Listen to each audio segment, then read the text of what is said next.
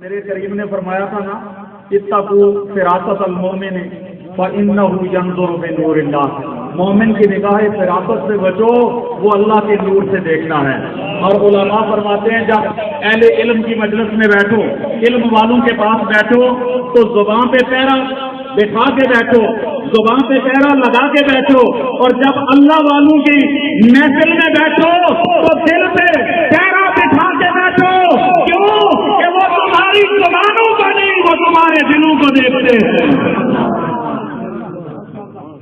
وہ دل کے اندر کی کیفیتوں کو جانتے ہیں کہ کون کیوں آیا، کیا لینے آیا۔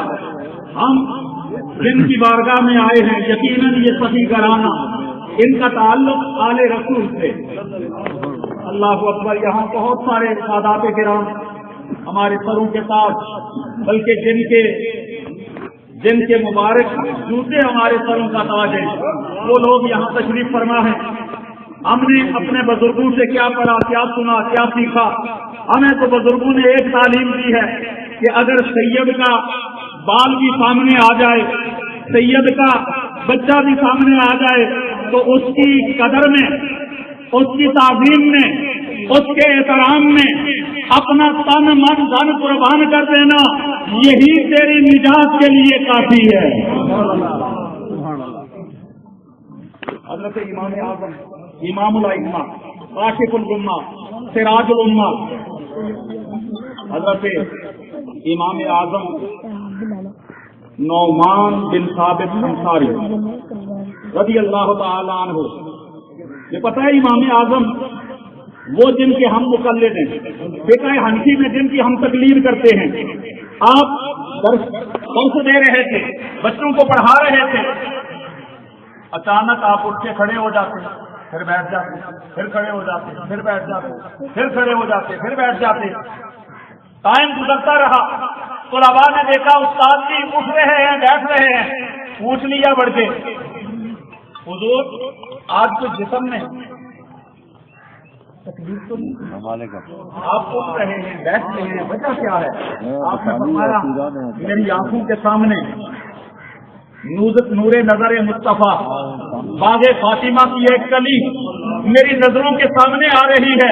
وہ بچہ اپنے من میں مگن ہے، وہ کبھی ادھر جاتا ہے، کبھی ادھر جاتا ہے۔ جب نعمان کی نظر اس بچے پہ پڑتی ہے، علم کو ایک طرف رکھتا ہے، خاندان رسول کے احترام میں کھڑا ہو جاتا ہے۔ بات ختم کرتا ہوں۔ میرے امام اہل سنت، مجدد دین و ملت، مولانا الشاہ احمد رضا فاضل بریلوی نور اللہ مرکزہ وبرت اللہ مسجدہ۔ کون فاضل بریلوی؟ آج دنیا کے اندر جن کا نام اور جن کا کام بول کے بتا رہا ہے کہ مدینے والے کی خصوصی نظر احمد رضا پہ ہے، وہ احمد رضا، اللہ اکبر، ایک مرتبہ کسی مجلس میں شرکت کے لیے تیار ہوئے۔ اس دور کے مطابق آج تو پراڈو پیش کی جاتی ہے، ایکسل آئی آتی ہے، کوئی اور گاڑی آتی ہے، اس دور کے مطابق پالکی پیش کی گئی۔ اللہ اکبر، پالکی پیش ہوئی، آپ مکمل تیاری کے ساتھ پالکی میں تشریف فرما ہوئے۔ جب پالکی اٹھانے والوں نے اٹھا لی، چند قدم چلے تھے، آپ نے فرمایا پالکی اتار دو، پالکی نیچے رکھ دو، پالکی اتار دو، نیچے رکھ دو، نیچے رکھ دی۔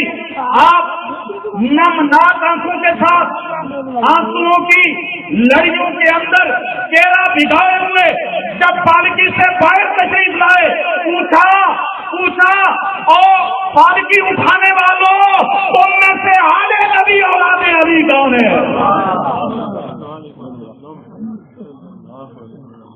کون ہے؟ سارے سر جھکائے کھڑے ہیں، کوئی بول نہیں رہا۔ کہا تمہیں تمہارے مقدس نانا کا واسطہ، مجھے بتاؤ تو صحیح، تم میں سے آل نبی کون ہے؟ اللہ اکبر، ایک کمزور بظاہر نہیں تو نزار قسم والے آگے بڑھے اور کہنے لگے اے امام احمد رضا، مزدور سے مزدوری لی جاتی ہے، کام لیا جاتا ہے، اس کی ذاتیں نہیں پوچھی جاتی۔ فرمایا تم ہی آل نبی کے معزز فرزند ہو، اور زمانے کی آنکھ نے دیکھا ادھر امام احمد رضا اور سید زادے کے قدموں میں اپنی دستار اتار کے رکھ دیتے ہیں اور ہاتھ جوڑ کے کھڑے ہو جاتے ہیں۔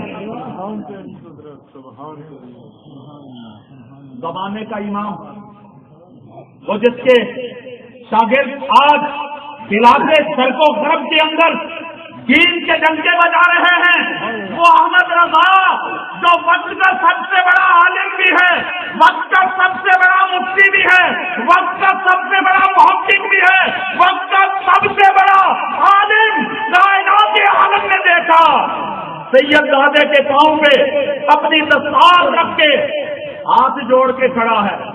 سید زادے میری خطا کو، میری تقصیر کو معاف کر دو۔ کہا اس میں تقصیر والی کون سی بات ہے، میں تو اپنی مزدوری پہ آیا تھا۔ کہا نہیں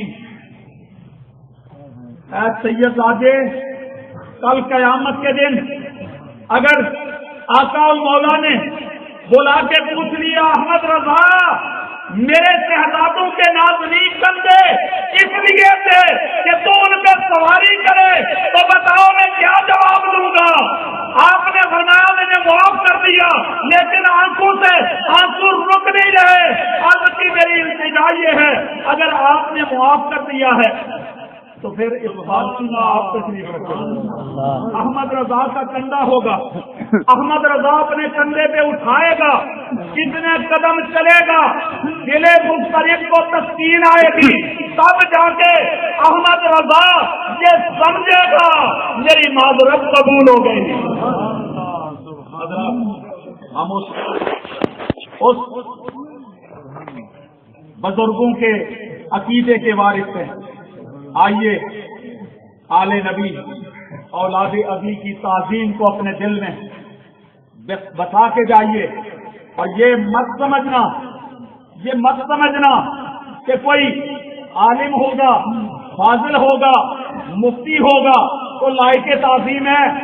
سید زادہ کوئی جس کی رگوں کے اندر خون رسول دوڑ رہا ہے، اس کے عمل پہ نہ جانا، اس کی نسبت رسول کو دیکھ کے اس کا احترام کرنا۔